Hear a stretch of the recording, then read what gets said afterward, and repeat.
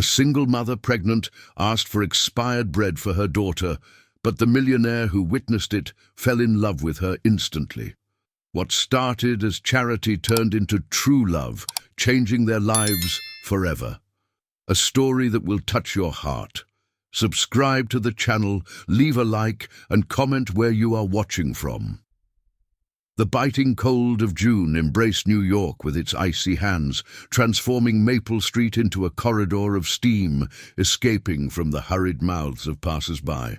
The clock of the old church struck 7:15 in the morning when Sarah Johnson, 28 years old, approached the Sunrise Bakery with hesitant steps. Her 6-month baby bump formed a gentle curve under the worn coat she had found in a donation at the homeless shelter where she lived. Her brown hair, tied in a simple bun, framed a delicate face, where her almond-shaped eyes carried a mix of exhaustion and determination.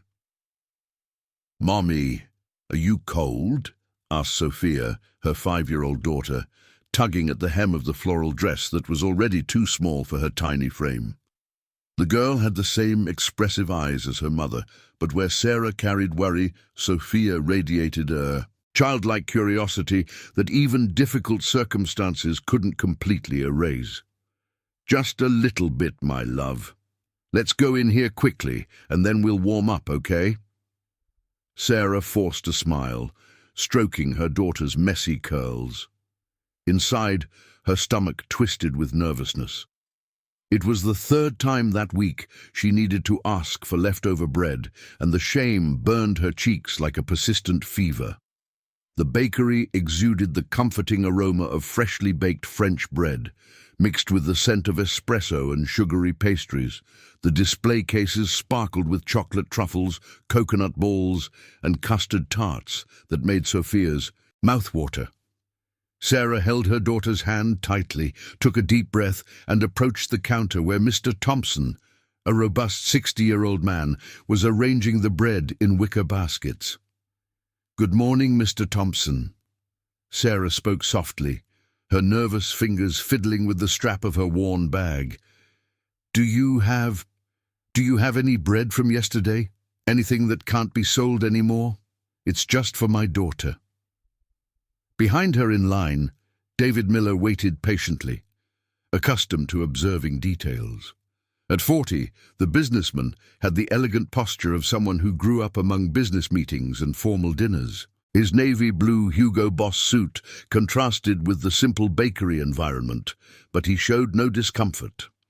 The grey hair at his temples and well-groomed beard gave him a distinguished air that attracted discreet glances from the other customers. David had just come from a frustrating meeting in the office building next door, where investors questioned his expansion strategy for the Taste and Art restaurant chain. "You need to focus on the numbers, David," the CFO had said. "This social responsibility story doesn't yield immediate returns." The words still echoed in his mind when he decided to grab his usual morning coffee at the small bakery he had stumbled upon by chance. "Of course I have some," Mr. Thompson replied with his thick accent, his kind eyes softening as he saw Sophia hiding behind her mother's legs.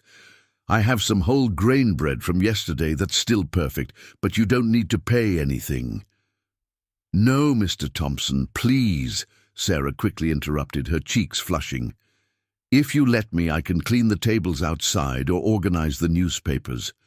I don't usually accept anything for free. That's how my mother raised me." David was surprised by the dignity in her voice. In his corporate world, he was used to people asking for favors without shame, using tears as a negotiation strategy. But there was something genuine about this woman, a raw honesty that touched him unexpectedly. He watched as she bent down to speak with her daughter, whispering that they would have breakfast in a few minutes. "All right, my dear," Mr. Thompson agreed, taking 2 whole grain loaves from a basket. "You can organize the newspapers at that little table in the corner afterward, and grab a glass of warm milk for your little girl too." Sarah felt her eyes fill with tears but blinked quickly to avoid crying in front of her daughter. "Thank you so much, Mr. Thompson. You are very kind." At that moment, the sky over New York opened up in one of those torrential rains typical of the winter season. The heavy drops pounded against the bakery windows with a force that made all the customers look outside with concern. The cold wind swept in through the door every time someone tried to leave, bringing the smell of wet asphalt and the deafening noise of water falling on the metal awnings. "Wow, what terrible rain," murmured a lady waiting in line, pulling her coat tighter around her body. Sophia moved closer to the window, pressing her nose against the foggy glass. "Mommy, how are we going to get home in this rain?" Sarah looked outside and felt a tightness in her chest. They had no umbrella, and with Sophia being small and her pregnant, it would be impossible to run to the bus stop without getting completely soaked. She quickly calculated, if they waited for the rain to pass, they would miss the return time to the shelter. If they tried to leave wet, Sophia could get sick. "Excuse me," said a male voice behind her. Sarah turned around to find David, who had approached discreetly. "I don't want to intrude, but I have a car over there on the corner. If you want, I can give you a ride until the rain passes." Sarah's first impulse was to refuse. All her mother's lessons about not accepting help from strangers echoed in her mind.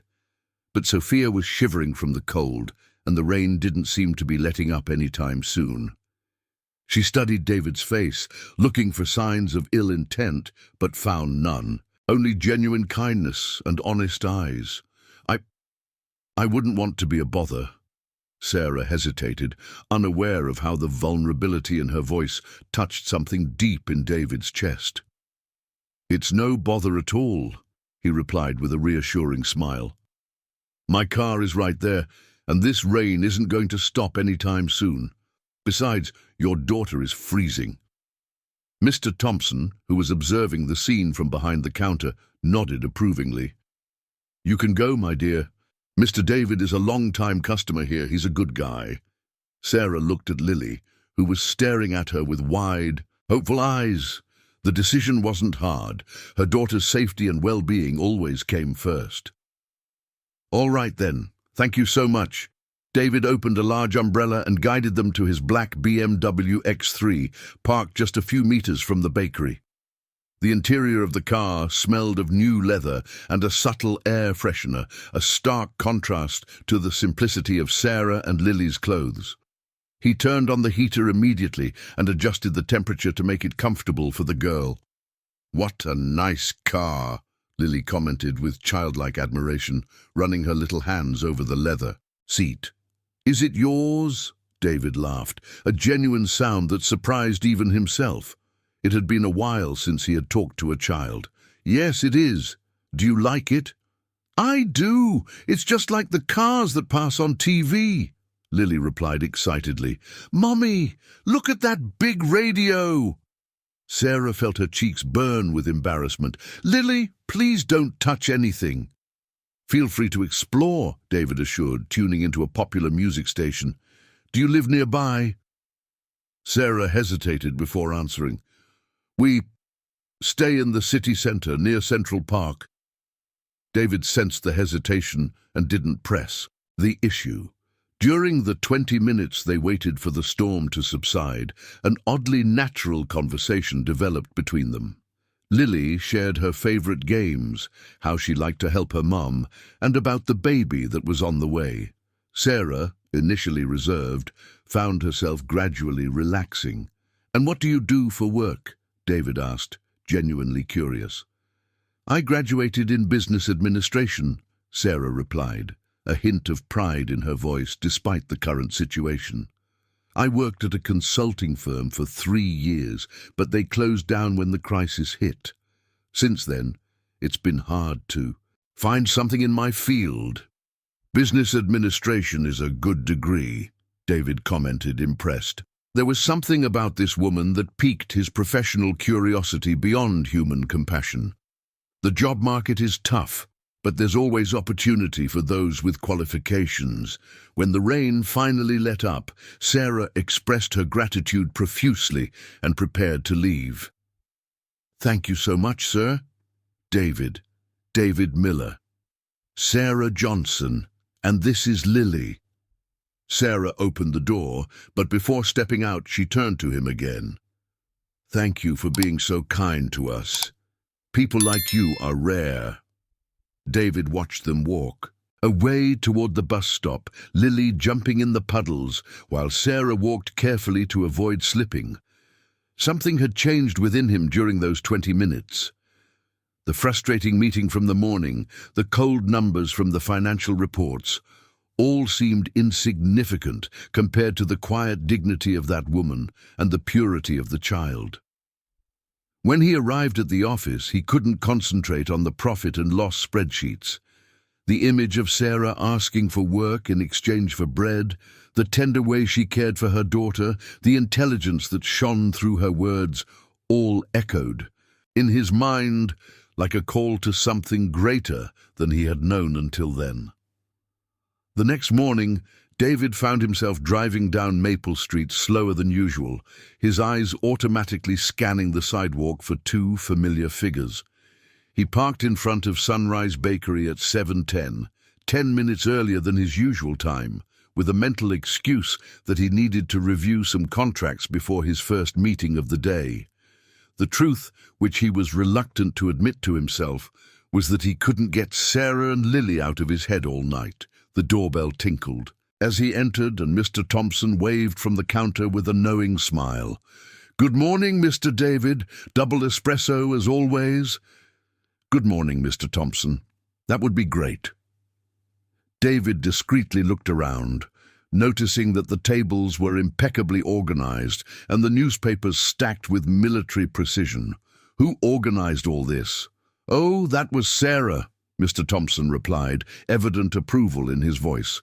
"She got here at 6:30 with the little girl. She made everything shine like a mirror. I've never seen anyone work so hard for 2 loaves of bread and a glass of milk." 15 minutes later, as David savored his coffee and pretended to read emails on his phone, the door opened again.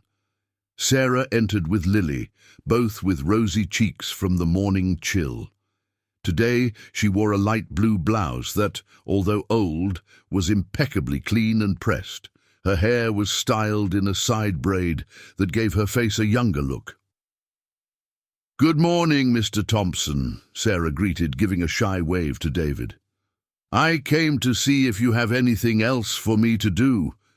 "You were very generous yesterday." Lily ran to the pastry display, pressing her nose against the glass. "Mommy, look at that beautiful chocolate truffle. It looks like a little hat." "Lily, don't press your face against the glass," Sarah gently reprimanded, though she couldn't hide a smile. Mr. Thompson laughed. "This girl has good taste. Those are gourmet chocolate truffles I make with Belgian chocolate." He turned to Sarah. "I need someone to help me receive a delivery of flour at 9 o'clock. They're heavy bags, and my John only arrives after 10. "I can help, but let me take Lily to school first," Sarah replied, already mentally calculating how to fit everything into her schedule. David stood up impulsively. "Excuse me, Sarah, I can take Lily to school if you want. My first meeting isn't until 10. "Half?" Sarah's eyes widened. "No way, I can't accept that. You barely know me and I hardly know you." "Mom, he has a nice car," Lily interjected, tugging at her mother's shirt, "and he's friends with Mr. Thompson." "That's true, my daughter," Mr. Thompson agreed. "David has been coming here for over a year. He manages some fancy restaurants, serious business." Sarah hesitated, biting her lower lip. The offer was tempting. It would save her almost an hour of public transport, and she would arrive less tired to help Mr. Thompson. But accepting favors from a stranger went against everything she had learned about independence. "Look, I understand your concern," David said softly, sensing her internal conflict. "How about this? Lily and I stop by the diner on the corner, grab her a juice, and then you call the school to let them know a family friend will be picking her up today. That way you can feel more at ease." The practical solution resonated with Sarah. It was exactly the kind of compromise she would propose herself. All right, she finally agreed, but only today, and only because I really need to help Mr. Thompson. As David and Lily went out to get the juice, Sarah turned to Mr. Thompson with a worried expression. Mr. Thompson, are you sure he's trustworthy? I don't want to put my daughter at risk. My dear, Mr. Thompson said, drying his hands on a dish towel, I have 3 granddaughters the same age as Lily. If I didn't trust David with my own family, I wouldn't say anything. He's a good man, just a bit lost in life. Lost how? Rich, successful, but empty inside, you know. Just like my youngest son before he got married. Money doesn't bring happiness, only comfort. When David returned with Lily, who was holding a bottle of fresh orange juice, Sarah gave detailed instructions about the school. It's at 428 Councillor Furtado Street. Aunt Clara is always at the front desk. Lily, you behave, okay? And listen to everything Mr. David says. You got it, Mom. I'm going to tell him about my presentation today. Lily was visibly excited about the prospect of riding in the nice car again. During the ride to school, Lily chattered about her Earth Day presentation. We're going to sing a song about trees, and I memorized the hardest part. Want to hear?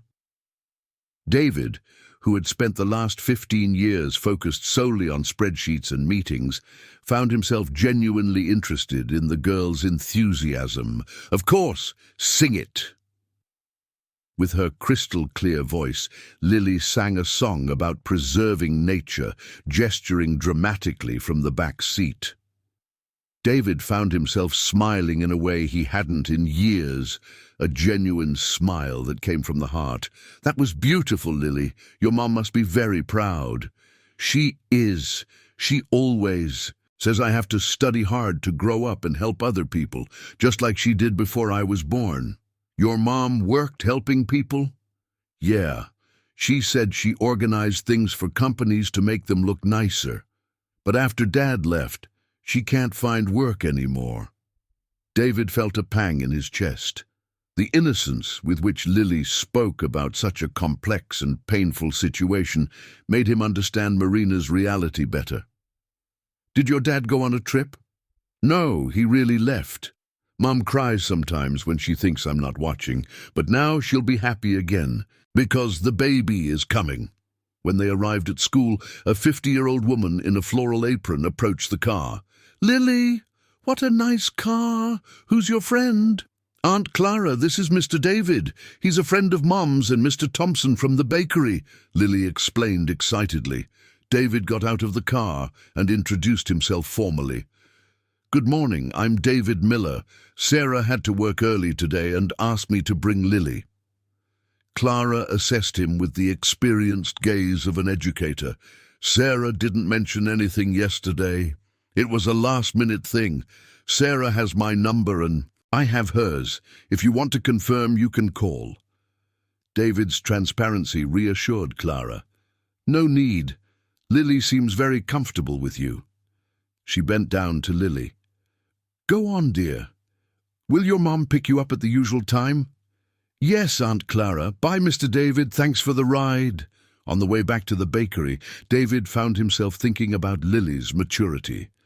At 5 years old, she already understood complex concepts like financial responsibility and parental abandonment. This made him reflect on his own privileged childhood, where the only problems were deciding between Nike or Adidas sneakers. When he arrived at the bakery, he found Sarah efficiently organizing sacks of flour in the back storage room.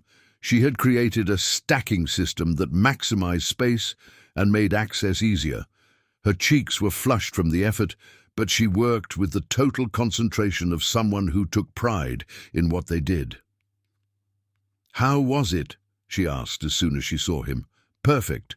Lily sang the entire environmental song in the car. She's very smart. Sarah's face lit up with maternal pride. She's my joy. Since she was little, she's always been curious, always wanting to learn. It's clear that you're doing a wonderful job with her. Sarah stopped organizing the sacks and looked at him with a vulnerable expression. Sometimes I worry that I'm not enough. that she's missing out on important things because of our situation. Sarah, David said sincerely, in 20 minutes in the car, Lily showed more education, intelligence, and zest for life than many kids I know who have all the privileges in the world. Tears formed in Sarah's eyes, but she quickly wiped them away. Thank you for saying that, and thank you for taking her to school. It was a pleasure. And look, David hesitated for a moment. If you ever need anything again, you can count on me. Mr. Thompson appeared at the entrance of the storage room. Madonna? Wow. Sarah, did you organize all of this in an hour?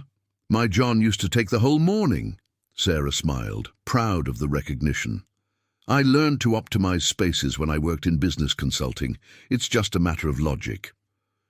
David observed the transformation on her face when she talked about her previous job. Shyness gave way to a professional confidence that shone through in every word. It was like seeing two different people in the same woman. Mr. Thompson, don't you have anything else for Sarah to do? She has a talent for organization, suggested David. Of course I do. My accounting is a mess. My inventory is disorganized. If you wanted to come in a few mornings a week, I'd pay you well. Sarah's eyes sparkled. Really? You would give me real work? Of course, my dear. Talent like yours is hard to find. When David left the bakery an hour later, he took with him more than just the taste of espresso. He carried the image of Sarah genuinely smiling for the first time since he met her. The memory of Lily's crystal-clear laughter and a strange feeling in his chest that he couldn't fully identify. That night, during his solitary walk through his penthouse apartment on the Upper East Side, he found himself imagining what it would be like to come home to the sound of children's laughter. What it would be like to have someone ask how his day was. What it would be like to be part of a real family instead of just running a business. It was the beginning of a transformation that would change not only his routine, but his entire perspective on what truly mattered in life. 3 weeks later, a delicate but comforting routine had established itself between Sarah, Lily, and David. Every Tuesday and Thursday, he arrived at the bakery at 7 o'clock to have his coffee, while Sarah organized the inventory and managed Mr. Thompson's accounting. Lily, who had grown accustomed to his presence, always rushed to show him her drawings from school or share news about her classmates. On that July morning, the sky was heavy with grey clouds promising another storm. Sarah arrived at the bakery half an hour earlier than agreed, carrying an old faux leather folder she had found at a thrift store. Inside, handwritten spreadsheets showed a detailed financial control that would impress any accountant. "Good morning, Mr. Thompson," she greeted, taking Lily out from under her coat where the girl was keeping warm. "I brought the complete organization of the month's inventory. You're going to be surprised by what I discovered." Mr. Thompson, who was preparing the first batch of bread for the day, approached curiously. "What is it, my dear?" Sarah opened the folder with professional "In pride. You're losing almost 15% of profit on products that expire. But if we reorganize the ordering system and create a strategic promotion for items nearing expiration, we can turn that loss into additional profit." Mr. Thompson's eyes widened as he examined the spreadsheets. "Wow, what beautiful handwriting, what organization. Where did you learn this?" "In college and then at work. I love doing this kind of analysis." Sarah pointed to a specific column. "Look, if you do a happy hour from 5 to 7 in the evening with 20% off the bread and pastries of the day, you'll sell everything left over and attract new customers for the next day." Lily, who was playing with some colorful napkins at a nearby table, looked up. "Mommy is very smart, right, Mr. Thompson? She teaches me how to do hard math." "Yes, little one. Your mom is a treasure." When David arrived 15 minutes later, he found Mr. Thompson excitedly explaining to other customers about the changes Sarah had proposed. She was in the corner of the bakery, organizing a visual demonstration of how the new system would work, using empty boxes to simulate the inventory. "Good morning, everyone," David greeted, but his eyes immediately fixed on Sarah. Today, she wore a simple white blouse that highlighted her growing belly, and there was a different energy in her movements, the confidence of someone doing what they knew best. "Mr. David!" Lily ran to him, jumping with excitement. "Mommy became Mr. Thompson's teacher. Do you want to see the papers she made?" Sarah blushed slightly. "Lily, you don't need to bother Mr. David." "Of course it's not a bother." David approached the makeshift table where Sarah had laid out her spreadsheets. What he saw genuinely impressed him. The organization was professional, the analysis was insightful, and the visual presentation was clear and objective. "Sarah, this is amazing. Did you do all of this by yourself?" "I did. It's just that, well, it's my area, right? I've always liked taking disorganized things and making them work properly." Sarah gestured as she explained, and David noticed how she transformed when talking about work. Her shoulders straightened, her voice became firmer, her eyes sparkled. "Can I take a look?" He bent down to examine the spreadsheets more closely, and Sarah caught a subtle scent of men's cologne mixed with coffee. "Wow, this is contribution margin analysis by product. Did you do market research too?" "I did a little research. I talked to customers during the week, asked what they would like to find here, what times would be best for promotions." Sarah was visibly proud of her work. "I found out that many people who work in the offices nearby would like to buy bread in the late afternoon to take home, but they always come, and there's nothing fresh left." Mr. Thompson clapped his hands. "Brilliant. Why didn't I think of that?" "Because you were focused on morning production, which is when there's more traffic, but there's always unmet demand at other times." Sarah pointed to a hand-drawn graph. "If we increase the production of smaller breads in the mid-afternoon and do this promotion, the net profit could increase by up to 25%. David remained silent for a few seconds, processing not only the quality of the analysis, but the passion with which Sarah spoke about it. "Sarah, can I ask you a somewhat personal question?" She hesitated. "Go ahead." "Why didn't you start your own consulting business? With that talent, you could be making a good living." Sarah's face slightly closed off, because starting a consulting business requires initial capital, a network of contacts, and time to prospect clients. And I have Lily to take care of, and now another baby on the way. I can't take that risk." Lily lifted her head from her drawings, and because some men in suits were mean to Mom at her old job. Sarah turned red. "Lily! It's true, Mom. You told Aunt Carla that they said pregnant women shouldn't work in important business." An awkward silence settled in. David felt a rage grow in his chest, anger at men who wasted talent due to prejudice, anger at a system that punished women for being mothers. "Sarah," he said in a controlled voice, "those men were idiots, and you know that, right?" She laughed without humor. "Knowing they were idiots doesn't pay the bills or Lily's daycare." Mr. Thompson, who had been listening while organizing the counter, approached. "Listen here, Sarah. You're going to implement all these changes in my bakery, and if it works, you get a percentage of the additional profit. How about 5% of everything that increases?" Sarah's eyes widened. "Mr. Thompson, you don't have to—" "Of course I do. Good work deserves good pay. And if you can increase my profit by 25%, 5% for you is still an excellent deal for me." David smiled, admiring the old Italian's shrewdness. "Mr. Thompson is right. And Sarah, can I suggest something? Document the entire process. Take before and after photos. Note the results. This will become a case study that you can use to get other clients." "Other clients?" Sarah looked confused. "Of course. New York is full of small family businesses that need exactly what you know how to do. Bakeries, diners, corner stores. Most don't have financial organization or sales strategy. Sarah's mind began to work quickly. Could that really be possible? I mean, working as a consultant for small businesses? Why wouldn't it be? You have the competence, you have the experience, and you just proved you can deliver results. Lily, who had been quiet until then, raised her hand as if she were in school. I can help, Mum. I know how to write people's names and I can do math. The three adults laughed, and Sarah felt something ignite in her chest, a spark of hope she hadn't felt in months. You know what? It might actually work. I'm sure it will, David said with conviction. And if you want, I can introduce you to some business owners I know. No favors, just an introduction for you to show your work.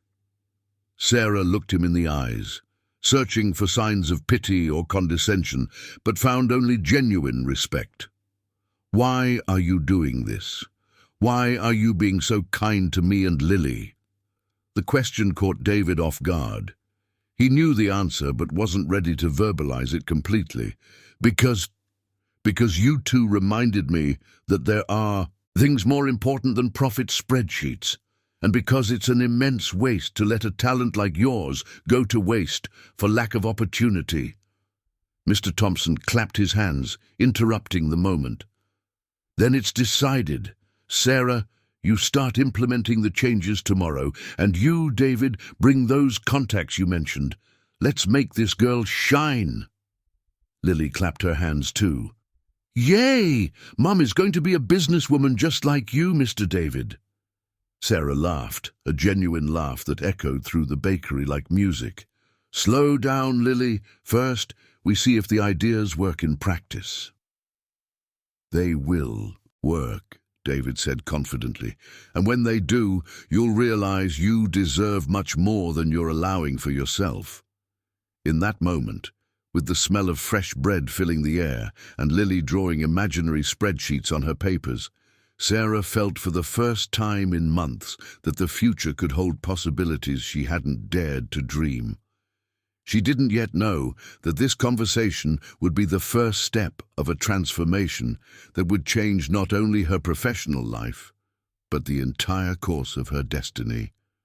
A month later, in the last week of July, the Sunrise Bakery had become the busiest meeting point on Maple Street in the afternoon.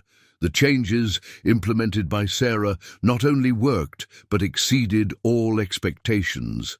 The smell of warm bread now wafted down the sidewalk at 5 in the afternoon, attracting a crowd of workers leaving nearby offices.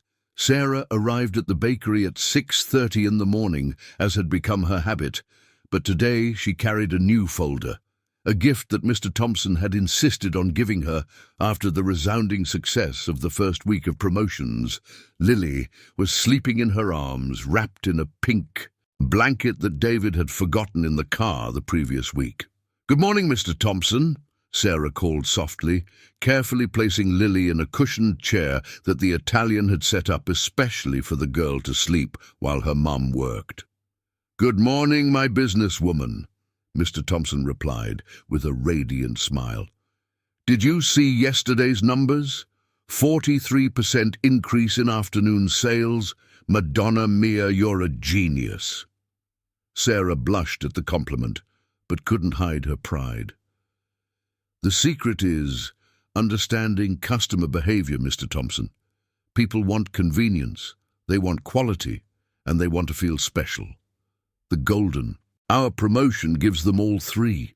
And that idea of made-to-order sandwiches? Brilliant. Who would have thought that French bread with cream cheese, tomato and basil would become a sensation?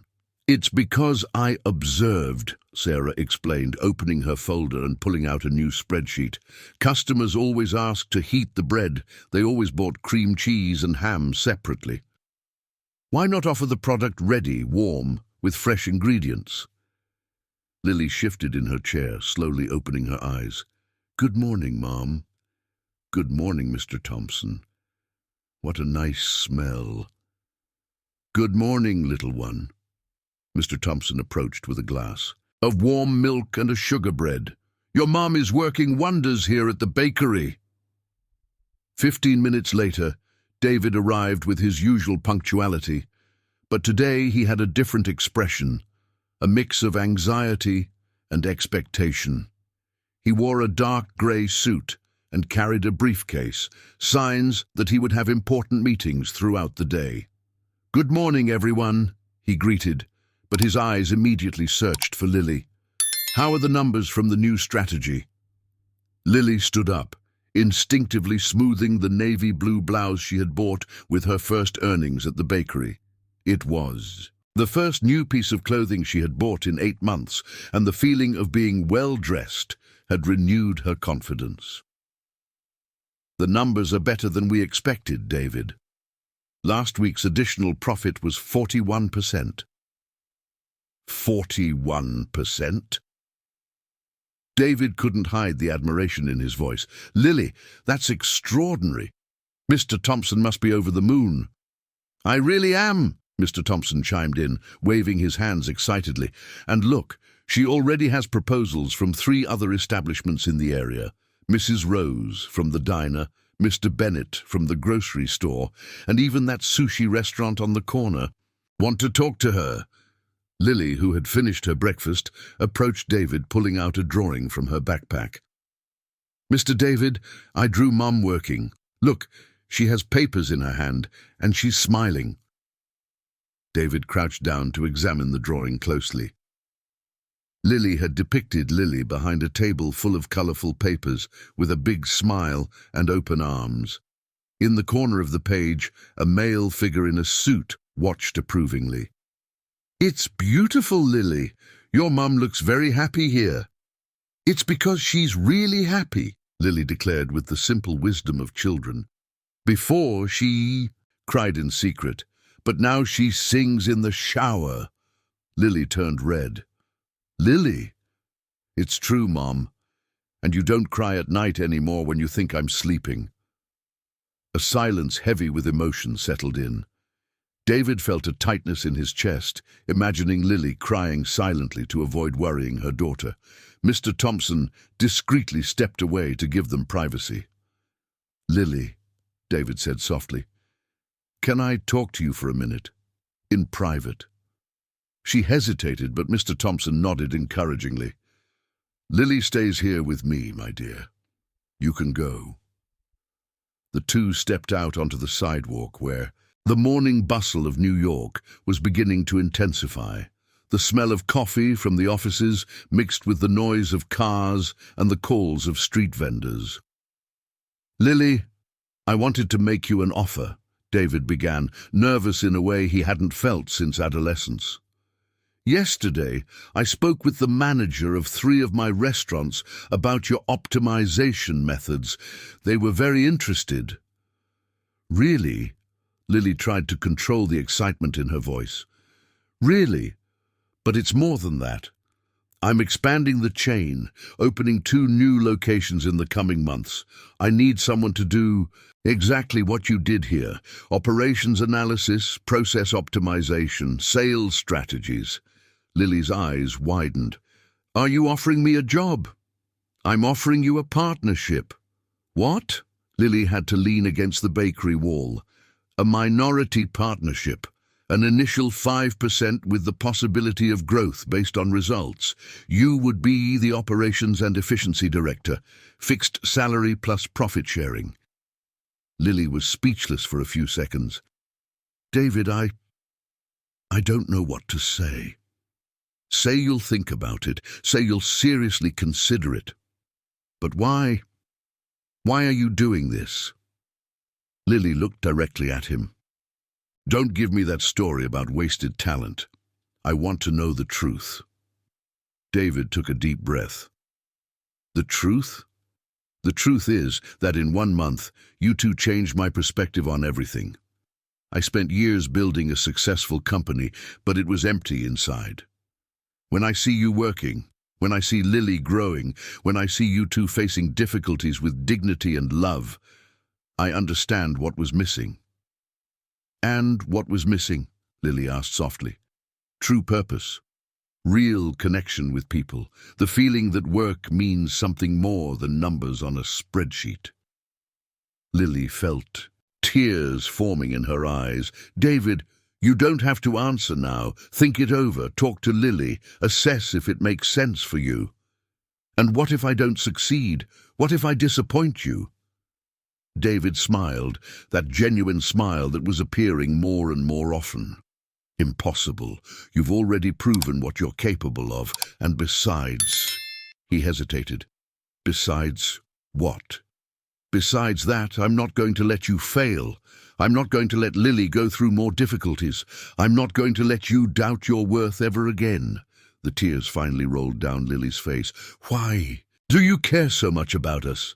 The answer came out before David could filter. "Because I fell in love with both of you." The silence that followed was broken by Lily's voice calling from the bakery. "Mom, Mr. Thompson wants to show you something." Lily quickly wiped her tears. We'll talk about this later, okay?" "Of course. But Lily?" "Yes?" "Regardless of your answer about the job, what I said about caring for you, that doesn't change." When they returned inside the bakery, Mr. Thompson was beaming next to a small, elegant sign. "Look what I had made. Management Consulting, Lily Johnson, Small Business Specialist. It's going to be in the window." Lily clapped her hands. "Mom became a business doctor." Lily laughed through her tears, feeling a mix of gratitude, hope, and a delicious fear of the future that lay ahead of her. For the first time in years, she didn't know exactly what was coming, but she was sure it would be better than everything. The smell of warm bread and fresh coffee had never seemed so sweet as it did at that moment when her whole world was about to change forever. In the second week of August, Sarah woke up at 5 in the morning in her bed at the homeless shelter, but this time it wasn't the alarm clock that pulled her from sleep. It was the persistent kicks of the baby, who at 8 months of gestation had become a little nighttime soccer player. She gently stroked her belly, whispering soothing words to calm the child. Lily was sleeping soundly in the bed beside her, hugging a rag doll that David had found in his car the week before, yet another one of his discreet gifts that he always denied having bought. The girl had emotionally grown in the past few weeks, speaking with more confidence, smiling more freely, as if she was finally allowing herself to be a real child. Sarah carefully got up, put on the maternity jeans she had bought with her earnings from the consulting job, and grabbed the folder where she kept her detailed analysis of David's proposal. She had spent 2 weeks studying every aspect of the partnership offered, researching the restaurant market, calculating risks and opportunities.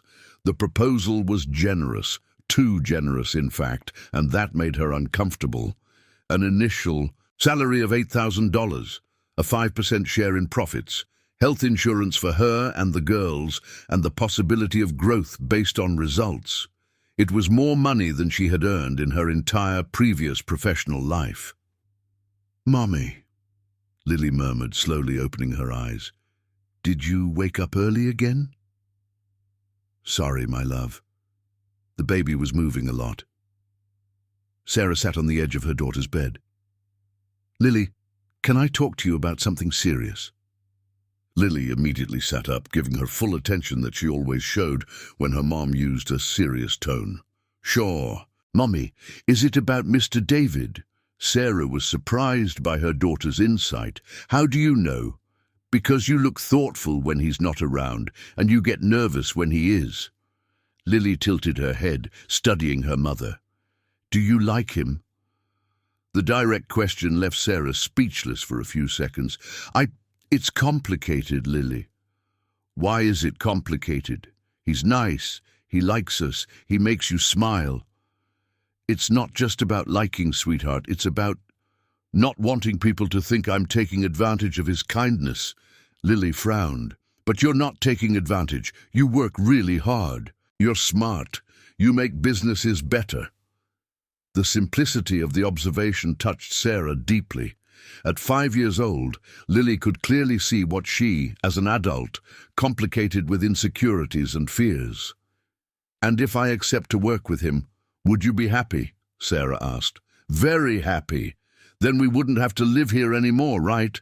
And I could have a room just for me so the baby won't wake up when he cries." Sarah laughed, hugging her daughter. "You've thought of everything, haven't you, little strategist?" 2 hours later, they arrived at the bakery to find an unusual buzz. Besides David and Mr. Thompson, there was an elegant woman in her 50s sitting at one of the tables with a posture that screamed executive authority. "Sarah!" David immediately stood up upon seeing her. "I want to introduce you to someone. This is Claudia Harris, the operations director of one of the largest food franchise chains in New York." Claudia stood up and extended her hand with a professional smile. "Sarah Johnson, David told me wonderful things about your work here. I came to see for myself." Sarah felt a flutter in her stomach. "Nice to meet you, Ms. Harris." "Mr. Thompson," Claudia addressed the Italian, "could you show us the numbers before and after the changes implemented by Sarah?" Mr. Thompson practically rushed to fetch the spreadsheets, beaming with the opportunity to showcase the results. Lily, sensing the importance of the moment, quietly sat with her drawings but observed everything attentively. "Impressive," Claudia murmured, examining the reports. 43% increase in sales, 90% reduction in waste, implementation of 3 new products with higher margins. "Sarah, what is your background?" "Business administration, Ms. Harris. I worked 3 years in business consulting before—" Sarah hesitated. "Before facing some personal challenges," David gently completed. Claudia nodded understandingly. "I understand. Life happens. What matters is what we do afterward." She leaned forward. "Sarah, our chain is expanding into the suburbs. We need someone with your vision to optimize our operations. I'm prepared to offer $15,000 a month, plus a share in the results." The silence in the bakery was complete. Mr. Thompson dropped a spoon. Lily stopped drawing. David turned pale. Sarah tried to process the offer. It was more than double what David had proposed. "Of course she needs time to think," David intervened, but there was a tension in his voice that Sarah had never heard before. "Naturally," Claudia agreed, handing a card to Sarah. "But don't take too long. Opportunities like this don't come every day." After Claudia left, an awkward silence settled in. Mr. Thompson discreetly busied himself with the bread, leaving Sarah, David, and Lily alone. "It's a really good offer," David finally said, his voice carefully neutral. "It is," Sarah agreed, but tears were forming in her eyes. "Mommy?" Lily approached, tugging at her blouse. "Are you going to work with the fancy lady?" Sarah bent down to be at her daughter's level. "I don't know yet, my love." "But if you do, we won't see Mr. David every day anymore?"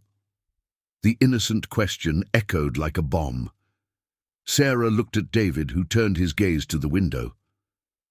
"Lily is right," Sarah said softly.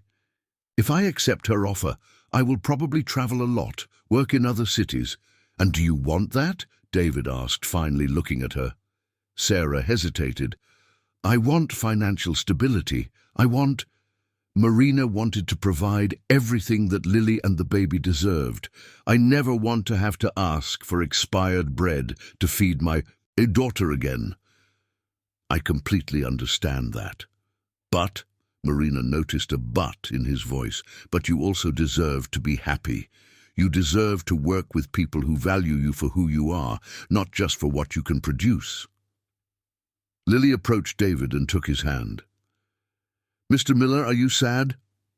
He knelt down to her level. "A little bit, Lily. But sometimes people need to make tough choices to take care of those they love.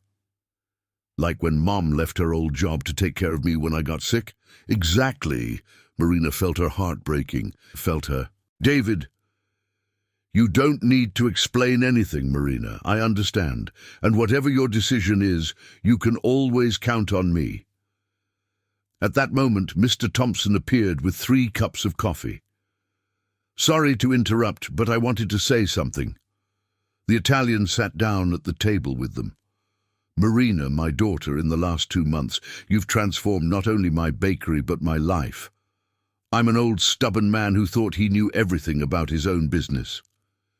He paused, looking affectionately at Lily before continuing.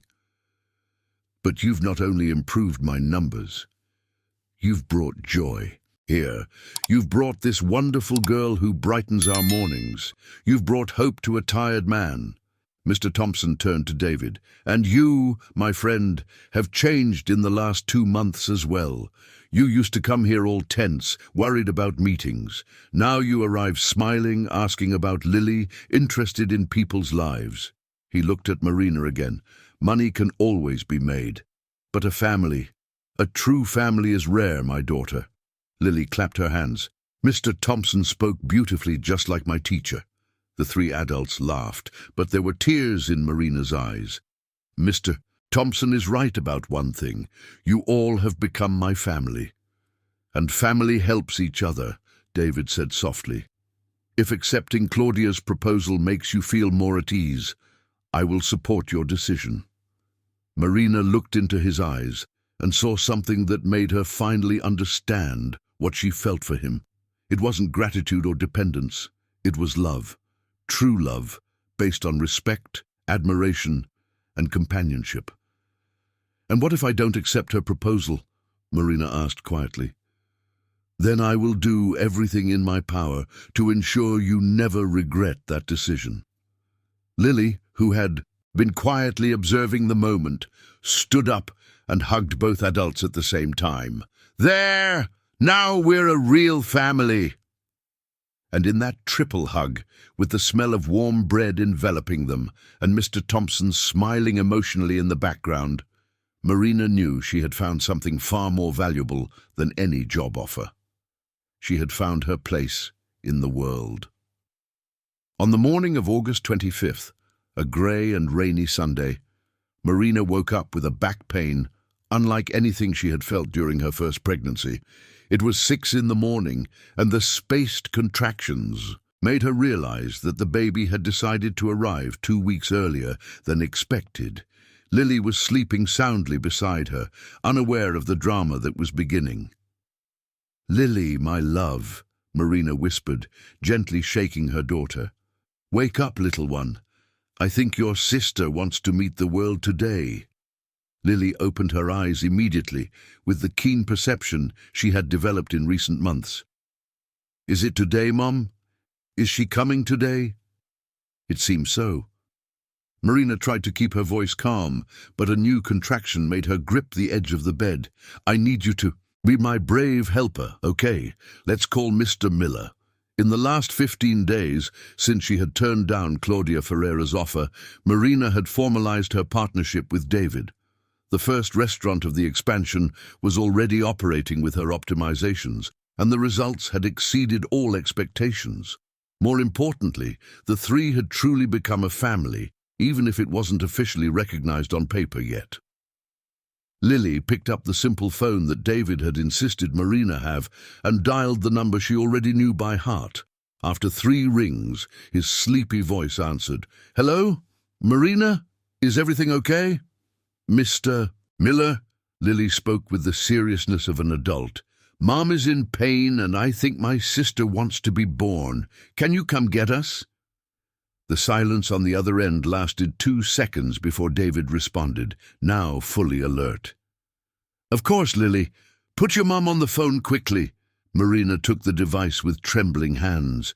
"David, I'm sorry to wake you, but don't apologize. How are the contractions? How far apart are they?" "About 10 minutes apart. They started an hour ago."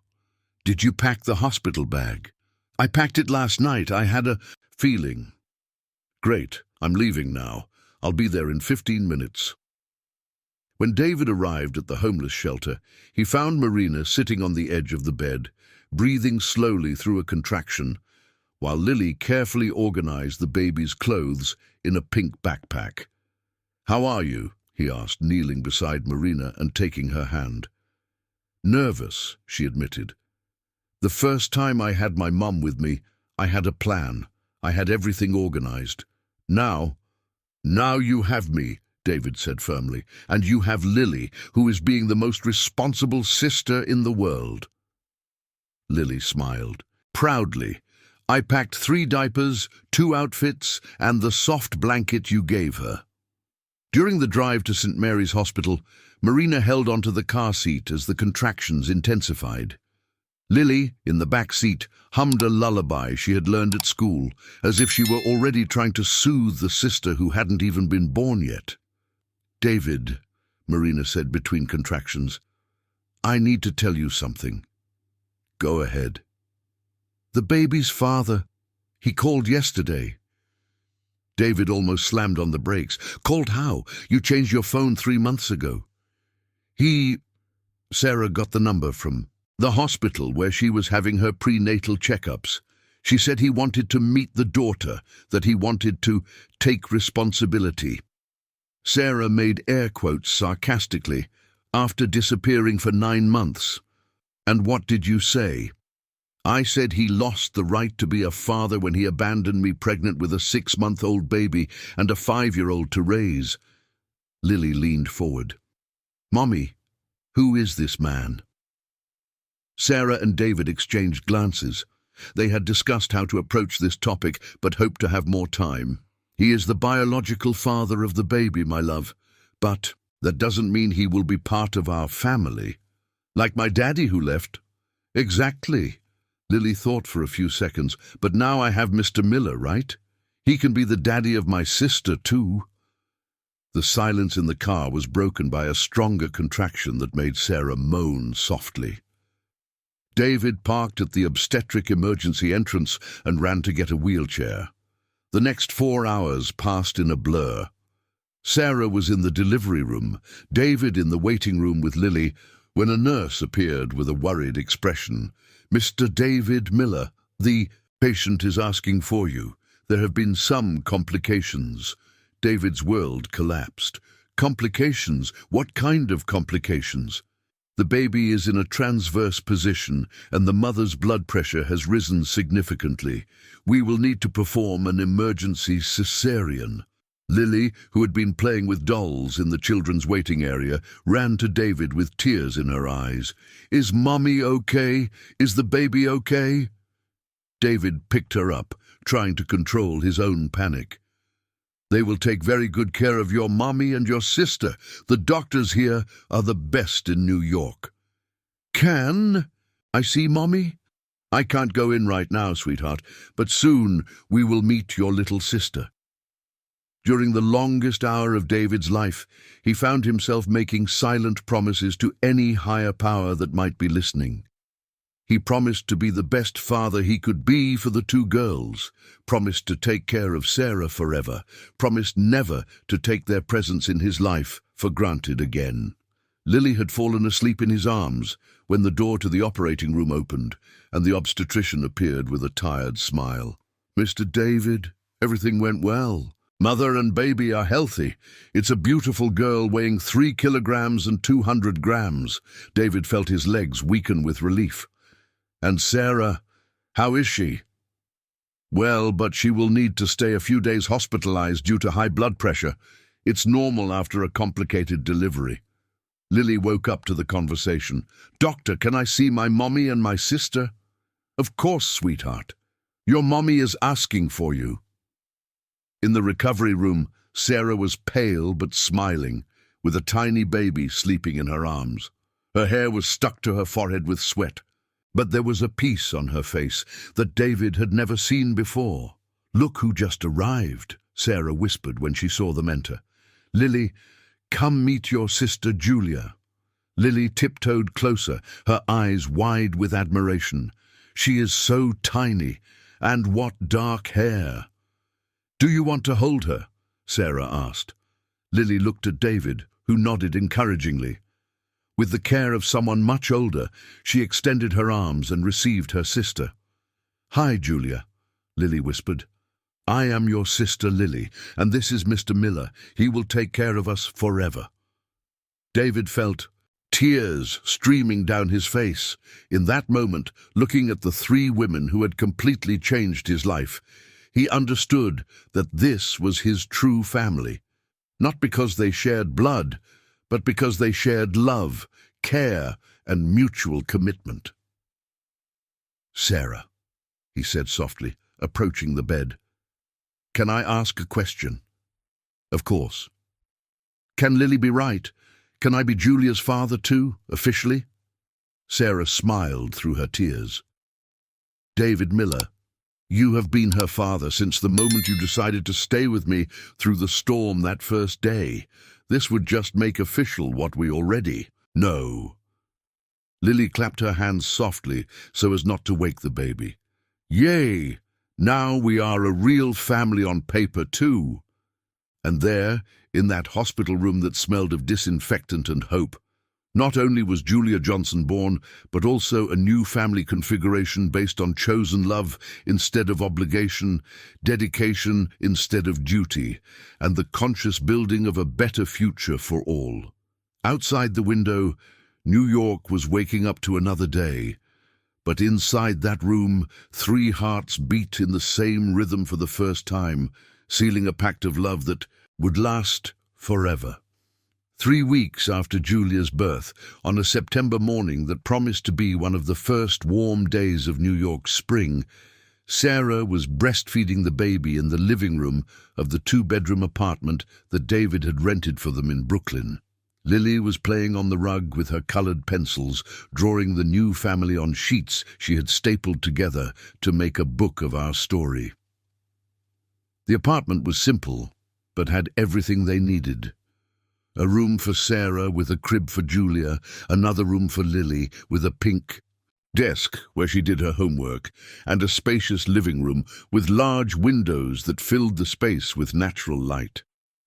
David had insisted on furnishing everything, but Sarah had established from the beginning that she would pay part of the rent with her earnings from consulting. "Mummy," Lily said, not looking up from her drawing, "why are you nervous today?" Sarah was surprised by her daughter's perception. "How do you know I'm nervous?" "Because you're shaking your foot like you do when you have to make a tough decision, and because you've tidied up the house 3 times since you woke up." It was true. Sarah had spent the morning reorganizing things that were already organized, trying to occupy her mind.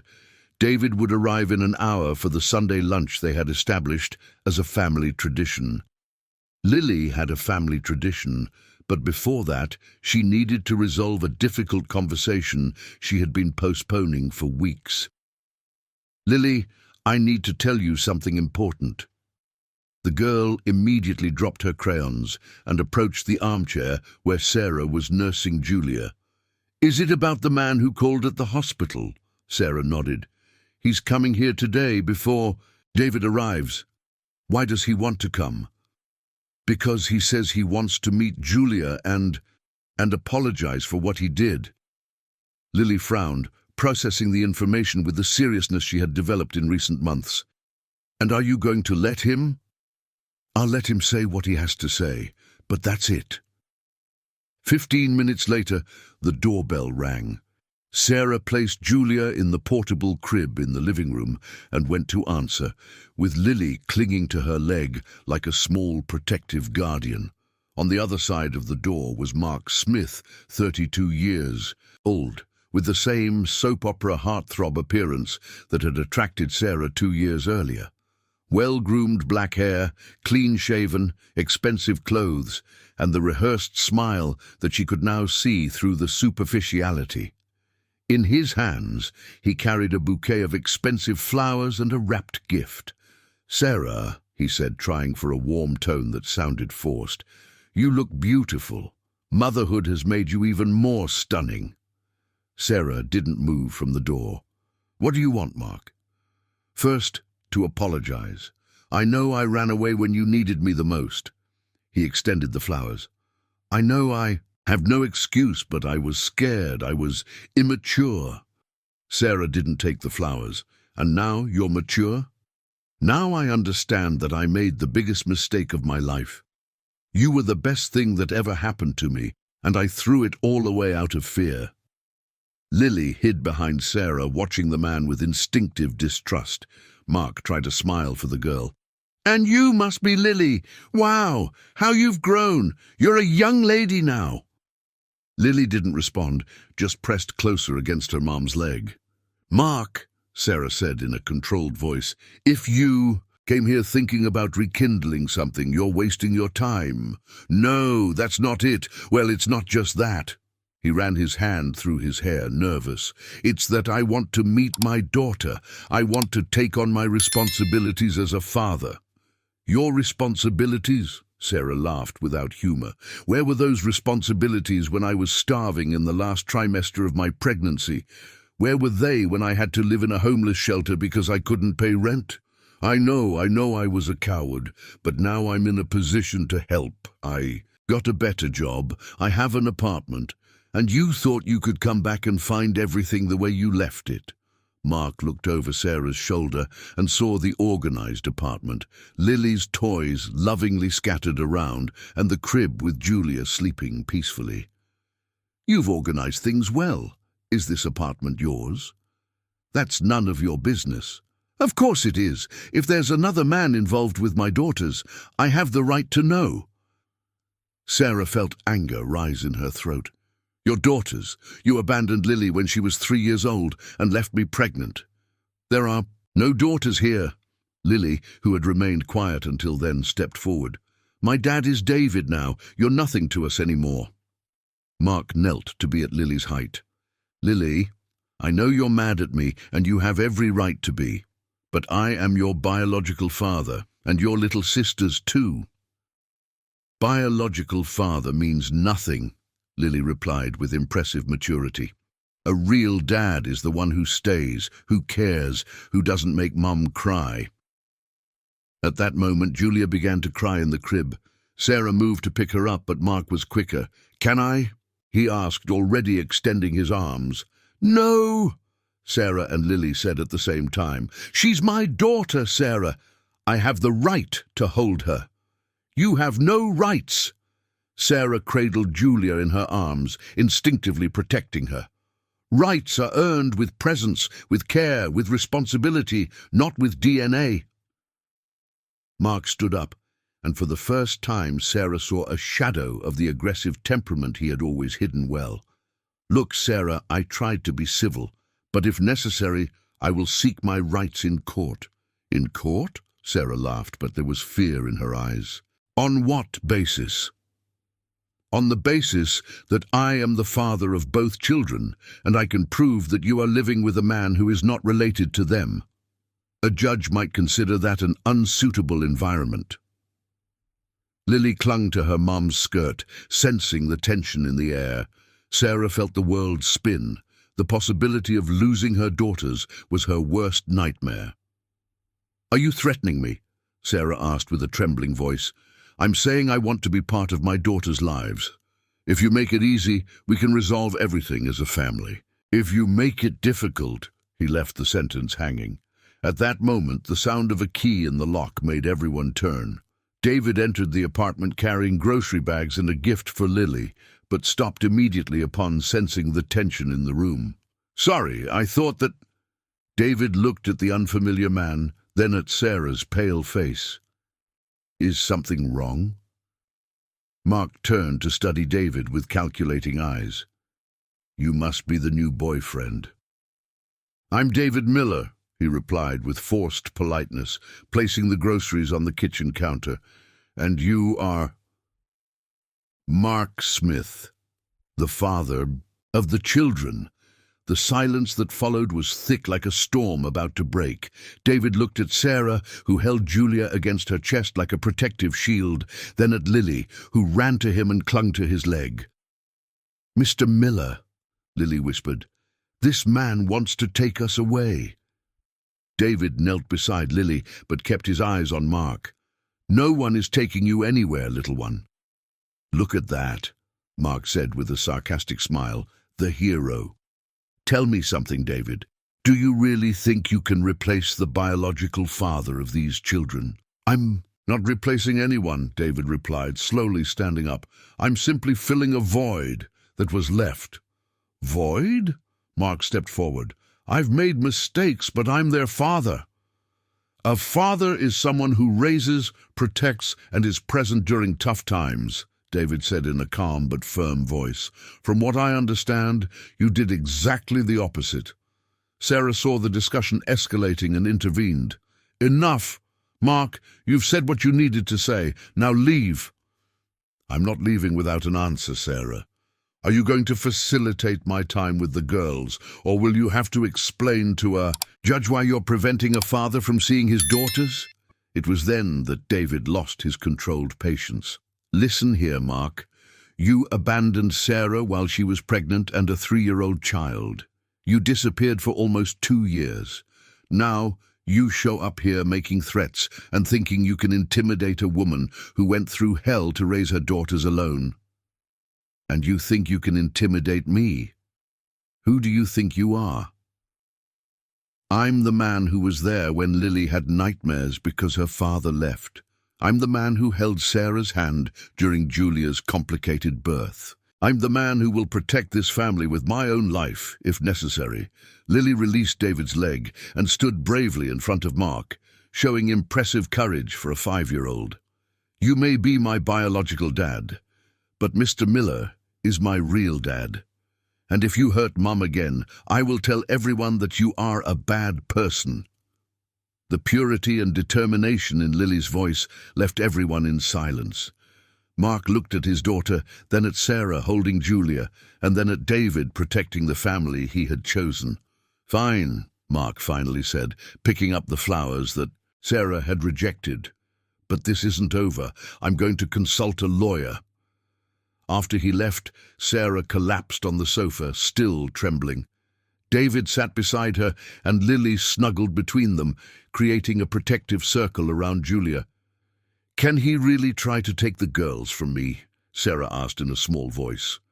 "Not while I'm here," David replied with determination. "We won't let that happen." Lily looked up.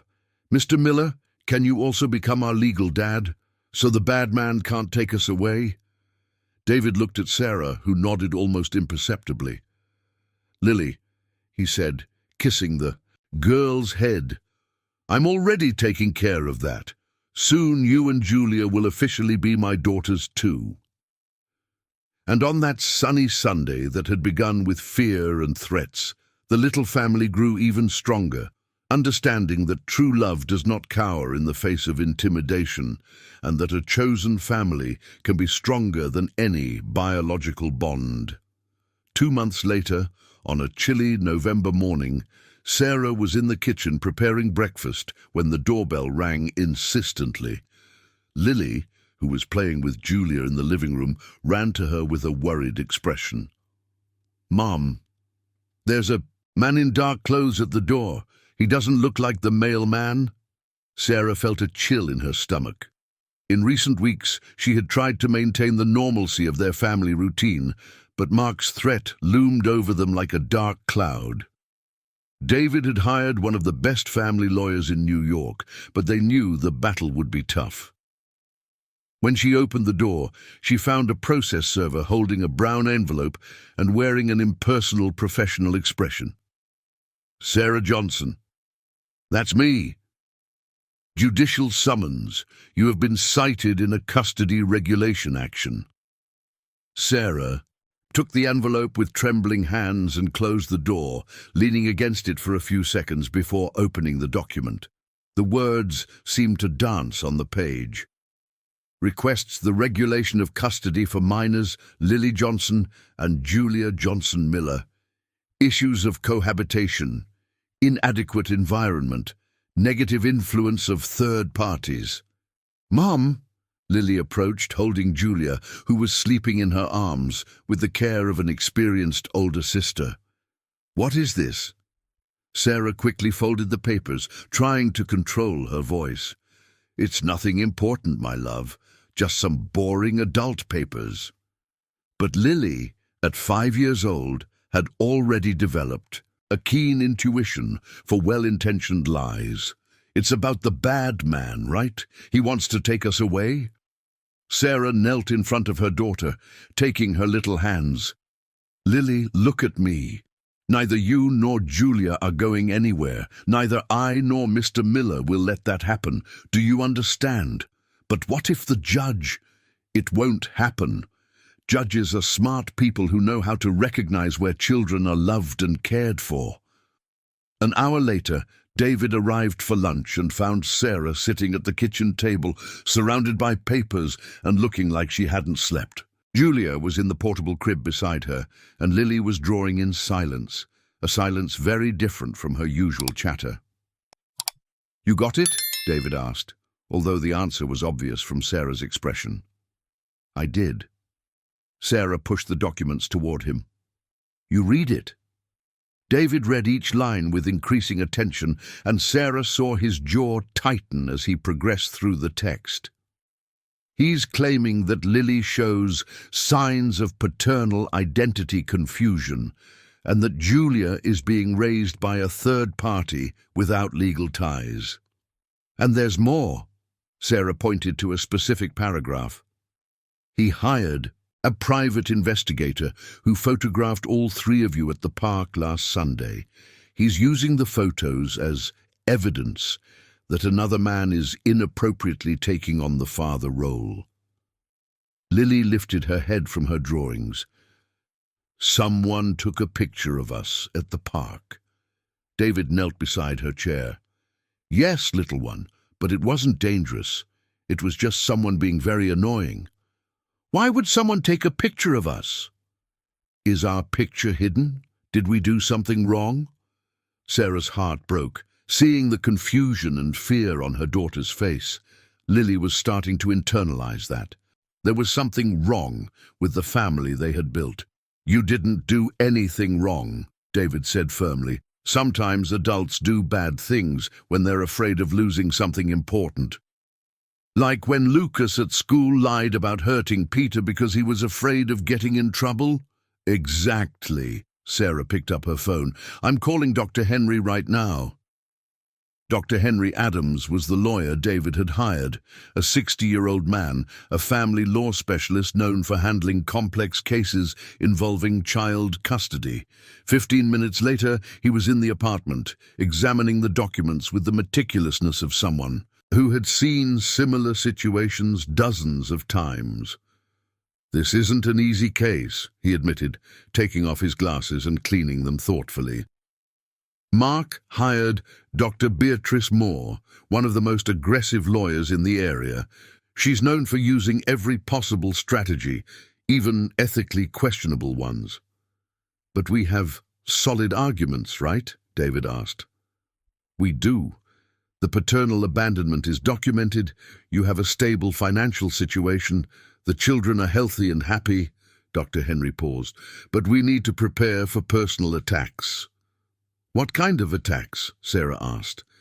"They will question your ability as a single. Mom suggests that you're using David for financial convenience and try to paint you as an unstable couple, exposing the children to relationships without a future." Lily, who had been quietly coloring in the corner, suddenly dropped her crayons. "Are you going to separate?" The three adults turned to her immediately. Sarah got up and sat on the floor next to her daughter. "Why are you thinking that, my love?" "Because you and Mr. David are talking about separation, and sometimes you cry at night when you think I can't hear." Sarah felt tears forming. She had underestimated how much Lily was absorbing from the family tension.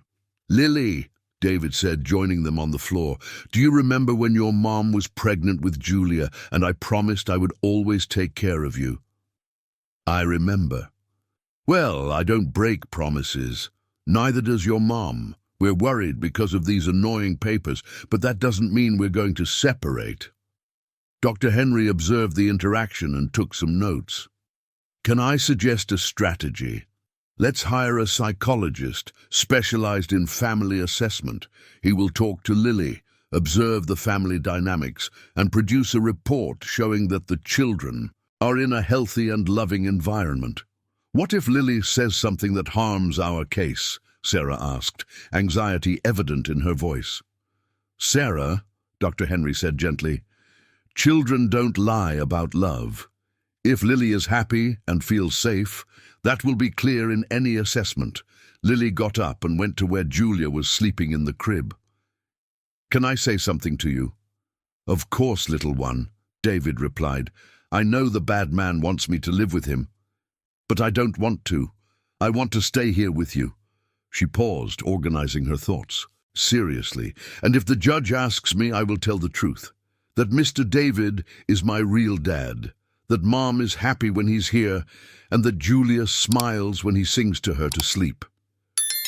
All the adults' eyes filled with tears. Dr. Henry put away his papers and stood up. "With a daughter like that," he said to Sarah and David, "you won't lose this case." That night, after Lily fell asleep and Julia had been fed, Sarah and David stayed awake in the living room, planning strategies and trying to process the new reality. "David," Sarah said, curling up next to him on the sofa, "I'm scared." "Of what?" "That all this stress will end up harming you. You didn't sign up for a legal battle over children who aren't biologically yours." David turned her to look into her eyes. "Sarah Johnson, stop saying these children aren't mine. Lily has been calling me Dad for 4 months. Julia smiles when she sees me come home from work. They are my daughters in every way that matters. But it's a lot of responsibility, a lot of stress.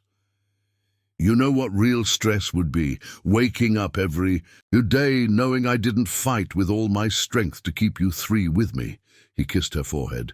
"We're going to win this, and when we do, we'll make our family official." "Make it official how?"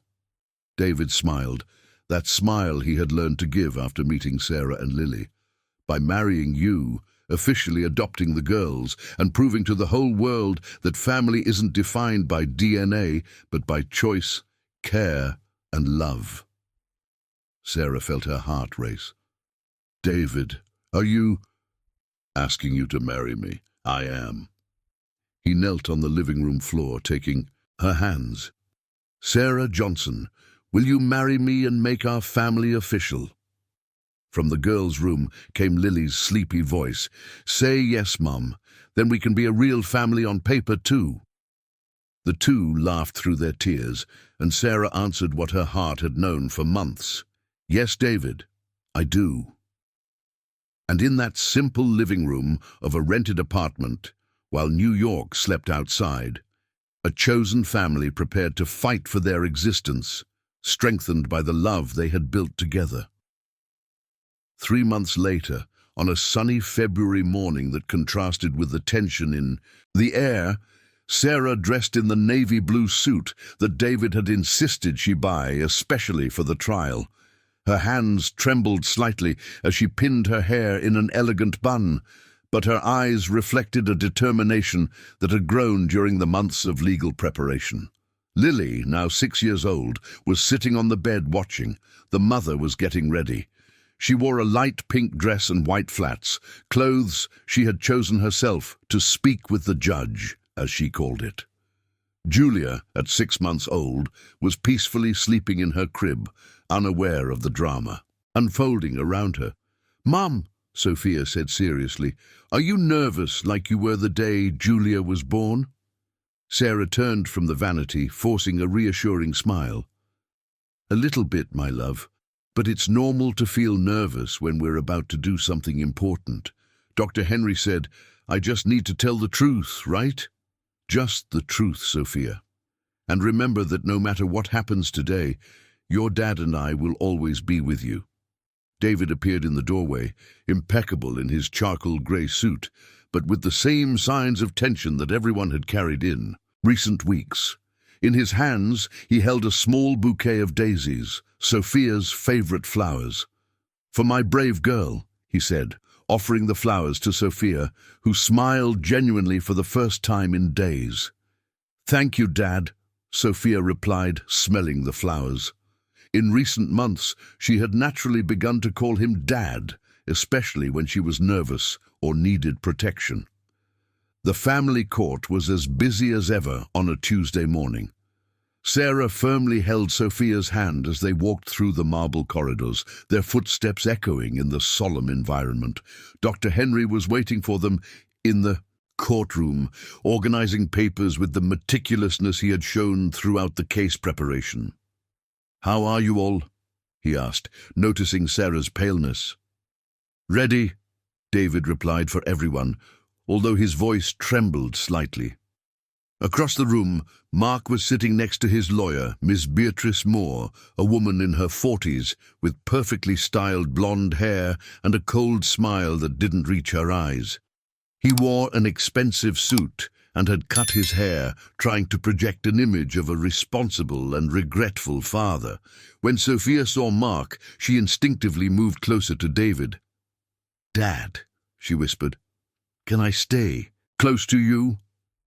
"Always, little one, always." Judge Dr. Carlos Mendoza entered the room, a man in his 50s with grey hair and a serious but not intimidating expression. Known for his impartiality and special care in cases involving minors, he had thoroughly studied all the documents before the hearing. "Good morning, everyone," Dr. Mendoza began, sitting at his desk.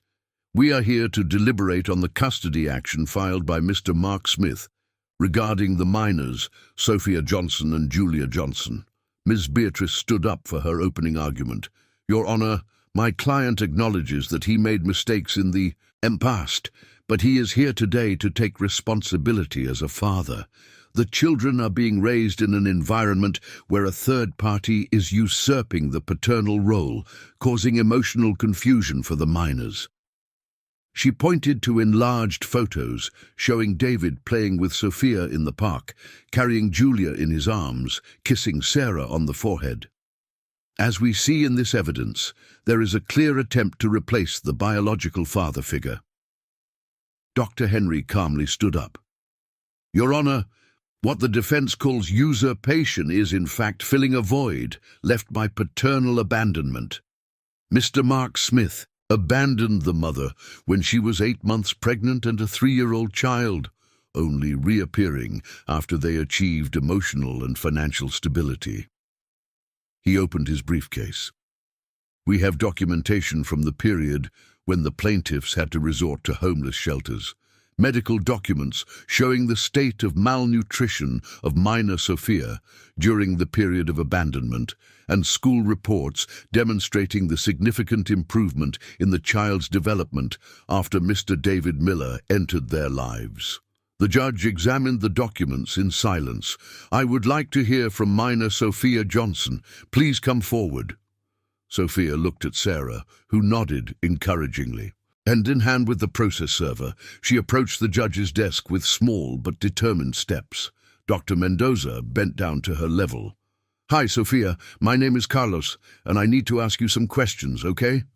"Okay, Mr. Carlos," Sophia replied clearly. "Do you know why we are all here today?" "I do. It's because that man over there wants me to live with him, but I don't want to." "Why don't you want to live with him?" Sophia thought carefully before answering. "Because he left when I was little and made my mom cry a lot. And because now I have Dad David, who never left. And who is Dad David to you? He is my real dad. He takes me to school, helps me with homework, sings to my sister to sleep, and makes my mom smile." Sophia paused. "And he never said he was going to leave, not once." Miss Beatrice intervened.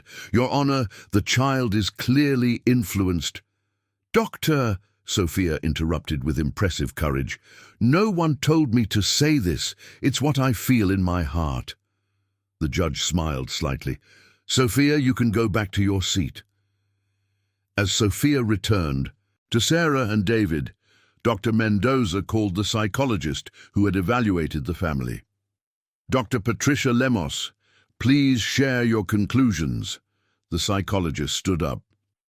"Your Honor, during 6 family assessment sessions, I observed a healthy and loving dynamic between Sarah, David, and the 2 children. Sophia shows secure attachments to both adults, but spontaneously refers to David as her father figure. Minor Julia exhibits all signs of healthy development in a stable environment." She consulted her notes. It is important to note that Sophia exhibited significant anxiety only when questioned about the possibility of living with Mr. Mark. Even experiencing nightmares after our first meeting, Miss Beatrice tried to challenge the report. Dr. Patricia, don't you think the child may have been conditioned to reject the biological father figure? No, doctor. In 6 years of experience, in family evaluation, I can distinguish between conditioning and genuine feelings. Sophia shows authentic fear based on memories of abandonment. The judge asked to hear Marcello. Mr. Marcello, why did you decide to seek custody of the children now? Marcello stood up, trying to project sincerity. Your Honor, I made terrible mistakes. I abandoned my daughters when they needed me the most. But I have matured, achieved financial stability, and I want to repair the damage I caused. And how do you plan to make up for 2 years of abandonment? By providing a stable home, quality education, and the paternal love they deserve. Dr. Henry stood up. Your Honor, may I question? With the judge's permission, Dr. Henry addressed Marcello. Mr. Marcello, how long did your relationship with Sarah last? 1.5 years. And how long after discovering the pregnancy did you abandon her? Marcello hesitated. A few weeks. In your own words, what led you to abandon a pregnant woman and a small child? I was scared, immature. And what has changed? What guarantees that you won't get scared again when the responsibilities of fatherhood become real? Marcello couldn't answer adequately, and Dr. Henry returned to his seat. After 2 hours of arguments, Dr. Mendoza withdrew to deliberate.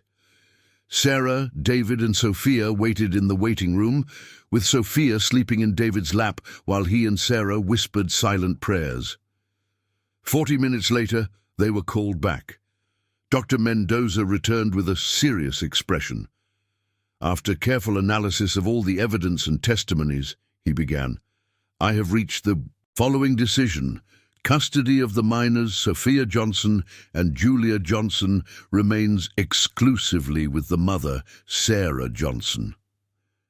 Sarah felt her legs weaken with relief. Sophia woke up and smiled, even without fully understanding what had happened. Additionally, Dr. Mendoza continued, I authorize supervised visits from Mr. Mark Smith, provided he shows genuine interest in the well-being of the children and not just in exercising rights. The judge looked directly at Marcello. Mr. Marcello, fatherhood is not a right that is exercised when convenient. It is a responsibility that is taken on daily. If you truly care about these children, prove it through consistent actions, not through legal processes. Finally, Dr. Mendoza addressed the family. Mrs. Sarah, Mr. David, you have built a family based on love and dedication. The state recognizes and protects that bond. When they left the family court, Sophia held one hand of each adult. Can I call you Dad always now? She asked David. Always, my daughter. Forever. And there, on the steps of the family court, under the strong sun of New York, a family that had been built through love won the legal battle that sought to separate them. From that day on, no one would question their right to be a true family, united not by blood, but by something much stronger, the daily choice to love and care for one another. 1.5 years after the court victory, on a golden August morning, Sarah woke up to the smell of pancakes coming from the kitchen and the sound of family laughter echoing through their new apartment, a 3-bedroom home in Brooklyn that David had bought especially for them. Julia, now 2 years old, babbled in her own language while Sophia, at 7, tried to teach her younger sister to pronounce Dad correctly. Sarah caressed her still small belly, 4 months pregnant with their 3rd child, a surprise that had come 6 months after the simple civil wedding they had at the courthouse, with Mr. Thompson and Dr. Henry as witnesses. This time, there was no fear or insecurity, just the pure joy of expanding a family that had become a safe haven for all. "Mom!" Sophia shouted from the kitchen. "Dad made heart-shaped pancakes, and Julia is all sticky with honey." Sarah laughed, wearing the pink robe that David had gifted her on the last Mother's Day. The first one. She had felt truly celebrated. Upon entering the kitchen, she found a scene that perfectly defined her new reality. David, in an apron and messy hair, was trying to clean Julia's face, who had spread honey on every possible surface, while Sophia proudly arranged the plates on the table. "Good morning, family," Sarah said, kissing the girls' heads first, then David's lips. "Good morning, beautiful," David murmured against her hair. "How are you two today?" He caressed her belly with the tenderness of someone who had learned to cherish every moment. "Well, the baby is active. Today, I think he's excited about the day." Sophia dropped her forks and ran to Sarah. "Mom, does the baby already know today is the special day?" Sarah smiled. Today was the official opening day of the third restaurant in the Taste and Art chain, the first one planned and fully implemented under her direction as the majority partner. After the resounding success of the first two establishments, Sarah had become a reference in optimizing small businesses in New York, with a 3-month waiting list for her consulting services. "I think so, my love. He's kicking just like you did when you were excited in my belly." Julia, who had managed to escape David's cleaning, stumbled over and hugged Sarah's legs. "Mom! Baby!" "That's right, Julia. There's a baby here in Mom's belly." Sarah bent down to kiss her younger daughter, who had inherited her expressive eyes and the rebellious curls that appeared when her hair started to grow. David watched the scene while finishing setting the table. In the last 2 years, he had discovered that happiness was not an abstract concept. It was exactly that: noisy mornings, burnt pancakes, honey-covered children, and the woman he loved carrying another child of theirs. It was the feeling of belonging to something greater than oneself. "David," Sarah said, interrupting his thoughts, "are you okay? You're very quiet." He smiled, that genuine smile he had learned to give. Since they entered her life, it had become her trademark. "Just thinking about how our lives have changed." "For the better?" Lily asked, with the insight that characterized her. "Infinitely better, Princess." 2 hours later, the whole family arrived at the new restaurant, Home Flavor, a place specializing in regional cuisine that had become Sarah's most personal project. The location was on a charming street in Brooklyn, with rustic decor that included handcrafted items from Pennsylvania and a small but cozy garden in the back. Mr. Thompson was at the entrance, wearing his best suit and carrying a bouquet of sunflowers. "Here comes the family," he exclaimed, hugging each one enthusiastically. "Sarah, my dear, you did it. Just look at this beautiful restaurant." "I didn't do it alone, Mr. Thompson. We all did it together," Sarah replied, emotional to see the old friend who had been the first to believe in her potential. Dr. Henry arrived minutes later, accompanied by his wife and children. "Sarah, David, congratulations. The place looks beautiful." Lily ran up to him. "Dr. Henry, do you want to meet my sister Julia? She can walk all by herself now." "Of course, Lily, and I heard you're going to have another little brother soon." "Yes, and this time I'm going to help take care of him from the start," Lily replied proudly as the experienced older sister. Throughout the afternoon, the restaurant filled with customers, friends, and family. Sarah circulated among the tables, receiving congratulations and chatting with customers about the special dishes she had developed based on her grandmother's recipes from Pennsylvania. David took care of the girls, who ran around the garden under the watchful eye of Mr. Thompson and other guests. "Sarah!" A familiar voice made her turn around. It was Claudia Smith, the executive who had made the tempting offer more than a year before. "What a nice surprise to see you here." "Mrs. Smith, it's so good to see you. This is my restaurant," Sarah replied with evident pride. "Your restaurant?" Claudia looked around, impressed. "Sarah, this is incredible, and you look happy, radiant." "I am happy, very happy. You know, Sarah, after you turned down our offer, I was curious about your choices. Now I understand perfectly." Claudia discreetly pointed to David, who was in the garden teaching Lily how to plant basil while holding Julia in his arms. Sometimes true wealth isn't measured in salaries. Sarah felt tears welling up in her eyes. Exactly. By the end of the afternoon, when the last guests had left and the restaurant was tidied up for regular operations, Sarah sat at one of the tables in the garden, watching her family. Lily was showing Julia how butterflies landed on the lavender flowers, while David watered the plants with the patience of someone who had learned to appreciate the simple moments. "What are you thinking about?" David asked, sitting down beside her. "I'm thinking about how strange life is. 3 years ago I was asking for expired bread at a bakery, pregnant, homeless, unemployed, with no prospects. And now?" Sarah looked around.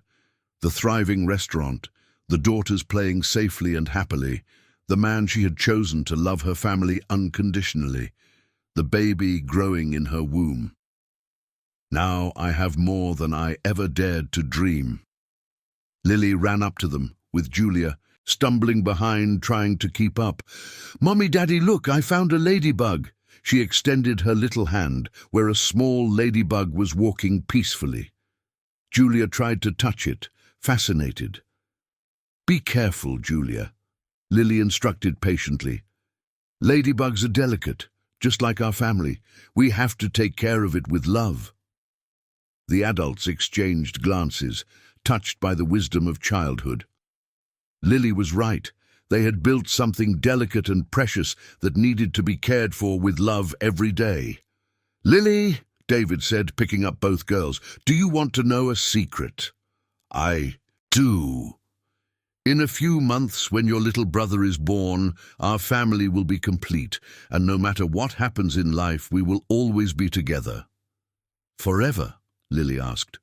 "Forever," Sarah confirmed, wrapping everyone in a hug. Julia, who was still learning to speak, repeated the only word she knew clearly: family.